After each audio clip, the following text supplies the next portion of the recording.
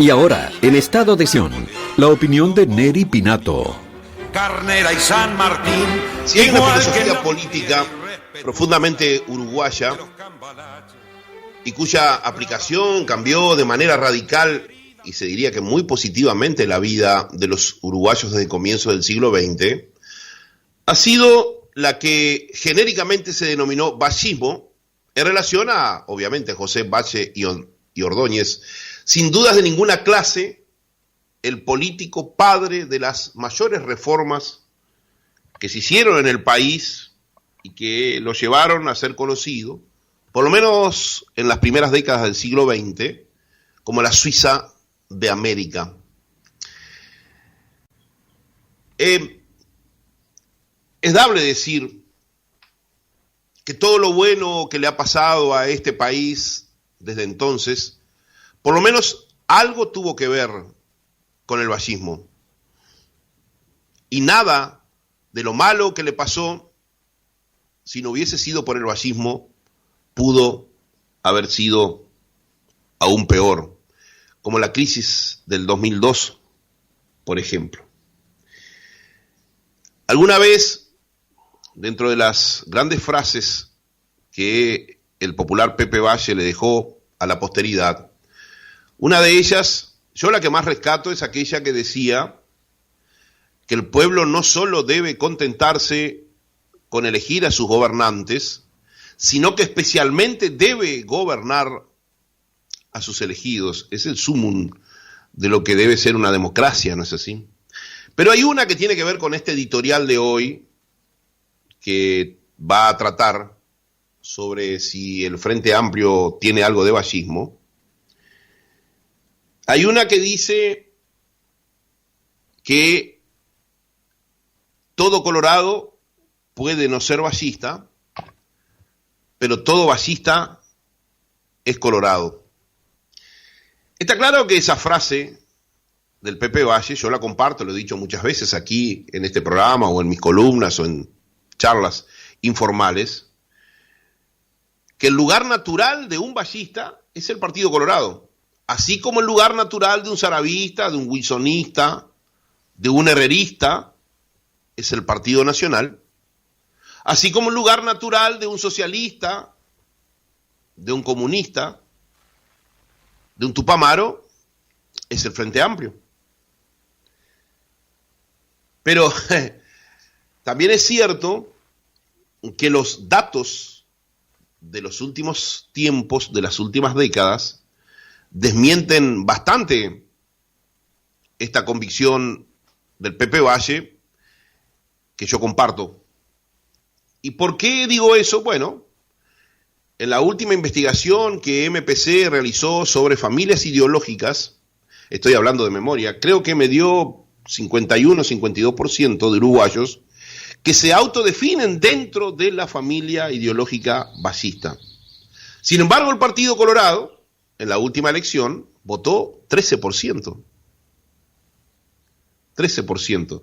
Lejos votó el Partido Colorado de aquellos compatriotas, prácticamente la mitad del país, que se define vallista. Por tanto, no hay una aplicación de ese pensamiento del Pepe Valle que yo refrendo.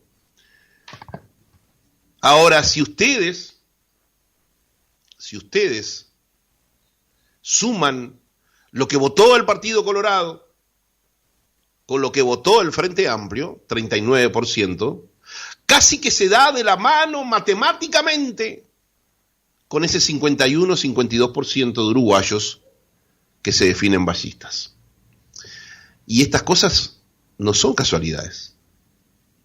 Es decir, que hay un partido que concentra mucho más electores y fidelidades electorales que el mismísimo Partido Colorado, en el cual deberían estar todos los que se definen vallistas, que se llama Frente Amplio. Ahora, la pregunta que uno se hace es por qué este partido, que desde ya adelanto en mi análisis que nada tiene de vallista, ha logrado convencer a 3 de cada 4 compatriotas que se autodefinen basistas, que el verdadero basismo está dentro de las filas del Frente Amplio. ¿Cómo lograron generar esa convicción en tanta gente? Bueno, por supuesto que hay un mérito en este partido en generar esa convicción, y también hay un demérito en el partido que debió defender su identidad basista y claramente no lo ha hecho. Más allá de los avatares que ha vivido el histórico partido de gobierno, por ser partido de gobierno justamente en Uruguay. Pero claro que el tiempo no da. Si me pongo a rescatar todos los logros que le aportó el basismo en su tiempo al Uruguay, podemos resumir esos logros en 2 o 3 grandes ejes. La creación de las llamadas empresas públicas, que en la época de ese basismo original sí eran empresas públicas, es decir, sí estaban al servicio del pueblo. No como hoy, que hace mucho que es el pueblo que está al servicio de los intereses corporativos que dominan las empresas estatales, que no públicas. ¿Y por qué el basismo primordial de comienzo del siglo XX creó esas empresas? En muchos casos, creación primordial, en otros casos, tan solo porque las compró de empresas extranjeras. Porque tenía claro que para dar servicios deficitarios como el de la seguridad, como el de la salud, como el de la educación, era necesario el rol económico de esas empresas para generar recursos a volcar en el desarrollo de un pequeño pero gran país. Y así se crearon el Banco de Seguros, el Banco Hipotecario, la UTE, se nacionalizó el Banco de la República, la Administración de Ferrocarriles del Estado, ANCAP, por ejemplo. Todas empresas puestas al servicio del interés público para poder financiar la gestión de salud, de educación, de seguridad, de infraestructura, que nos llevó a ser reconocidos en el mundo entero como la Suiza de América. Ahora, ¿qué fue de esas empresas y su rol en manos del Frente Amplio? Todo lo contrario, dejaron de estar al servicio del pueblo para volverse un objetivo en sí mismo, es decir, cambiaron dramáticamente la ecuación. Empresas al servicio del pueblo, en pueblo al servicio de las corporaciones que hoy gobiernan esas empresas. Y que básicamente son 3. La corporación sindical, por supuesto, que son los verdaderos dueños de esas empresas. Y actúan en relación pura y exclusivamente a esos objetivos. Yo les pregunto a ustedes que están escuchando ahora que ha salido nuevamente Sendica a la palestra pública, ¿cuándo el sindicato de ANCAP hizo alguna denuncia de toda la joda y la corrupción que había en ANCAP? En la época especialmente de Daniel Martínez, que para mí es mucho más culpable que de Raúl Fernando Sendic. ¿Cuándo ese sindicato hizo una denuncia sabiendo todo lo que pasaba en ANCAP? ¿Cuándo? ¿Cuándo sindicato alguno de una empresa del Estado denunció algo que estuviera perjudicando al pueblo, pero que los estuviera beneficiando a ellos corporativamente? Por supuesto que otro de las corporaciones, muy beneficiadas es la corporación política. Porque en los últimos tiempos las empresas del Estado fueron un sumidero de políticos fracasados.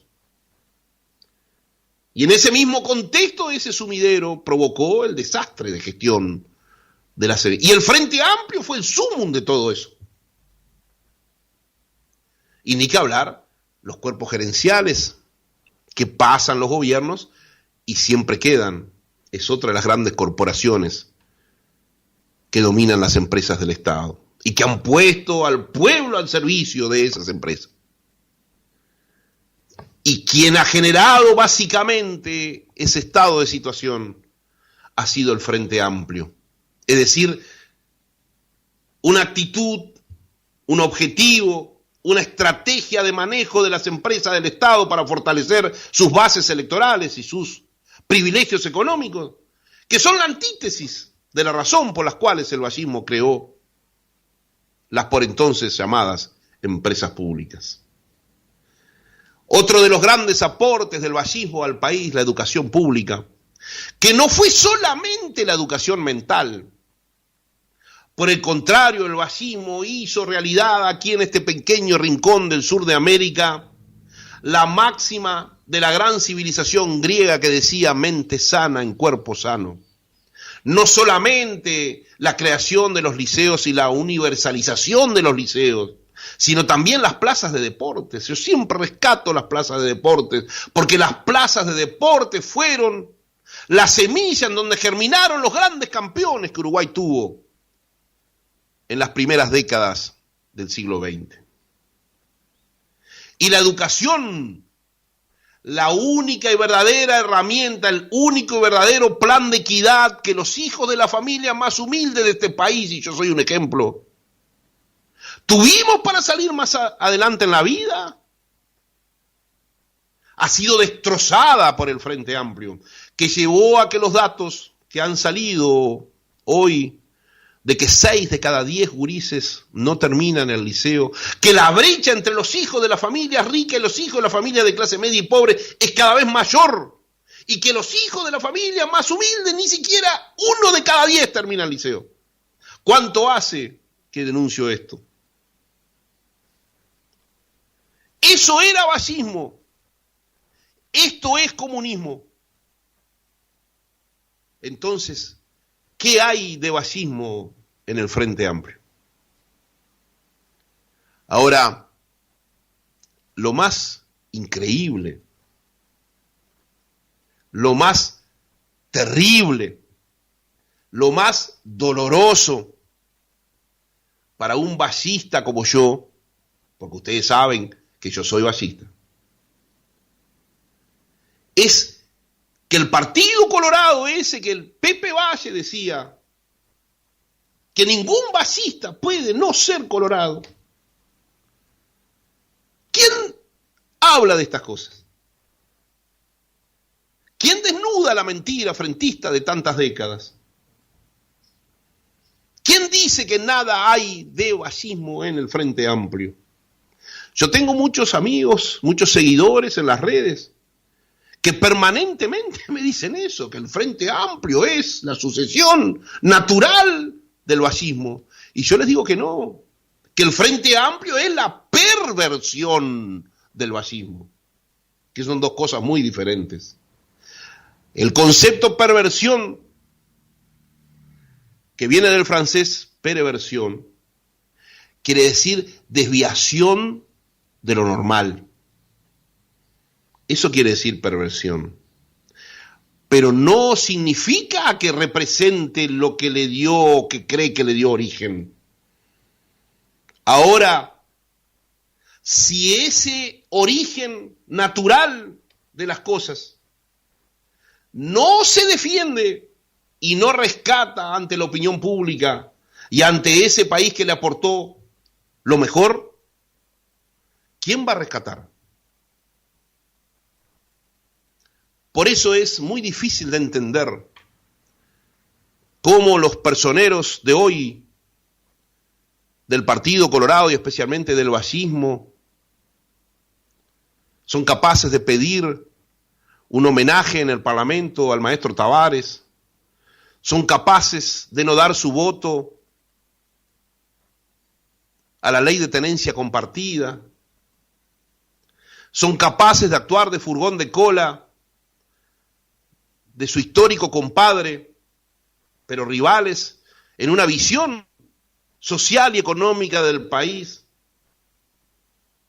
y son incapaces de confrontar a un partido que está llevando definitivamente a la muerte al gran vallismo como es el Frente Amplio. Hoy el Partido Colorado de hoy, que se sostiene por la lucha de un gran ballista, sin dudas de ninguna clase, como don Julio María Sanguinetti, un hombre con 85 años que desde esa inspiración ballista sigue dando esa pelea, necesita de cauces nuevos que entiendan que pelear por el ballismo es pelear por el país, es pelear por las nuevas generaciones, es pelear por un Estado al servicio del pueblo, por empresas al servicio del pueblo y por una educación al servicio del pueblo. Si no entienden esto, creo que cada vez más los ballistas seguirán creyendo la mentira de que en el Frente Amplio se encuentra el legado del gran José Valle y Ordóñez. Soy Neri Pinato y esto es Estado de Situación.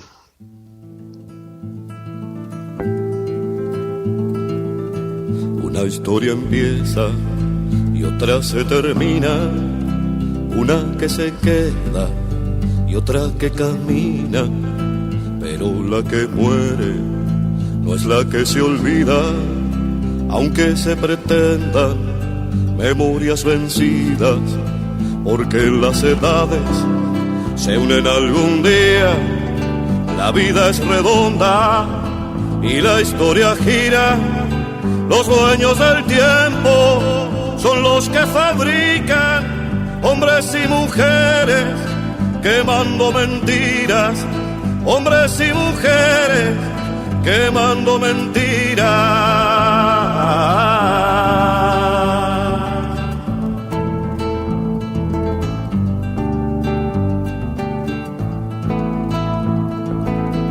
Una historia guarda raíces queridas y los ojos llenos de agua contenida y un porqué gigante buscando familias y madres de tierra venciendo su herida, porque hay otra historia bajo la ceniza, igual que una estrella que adentro ilumina, y el fuego sembrado será la ceniza que arderá mañana, quemando mentiras, que arderá mañana, quemando mentiras.